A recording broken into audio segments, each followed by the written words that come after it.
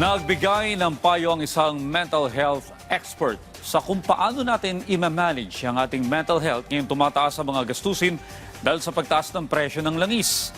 Sinabi ni Dr. Joan May Perez Riverial, Pangulo ng Philippine Psychiatric Association sa programang Bagong Pilipinas Ngayon, na hindi maiiwasan na makaramdam ng pangamba at takot dahil sa mga nangyayari ngayon. Dahil umano sa uncertainty o kawalan ng kasiguruhan sa mangyayari sa mga susunod na araw, linggo o buwan at iba't ibang anyay sources of stress. Ayon kay Dr. Riverial, magandang mag-focus tayo sa mga bagay na meron tayong kontrol. Mag-set ng priorities at iwasan ang mga hindi kinakailangang gastos habang hindi pa stable ang ekonomiya. Mahalagang magkaroon ng maayos na komunikasyon sa mga kapamilya at mga kasama sa bahay para maipaunawa sa kanila ang sitwasyon.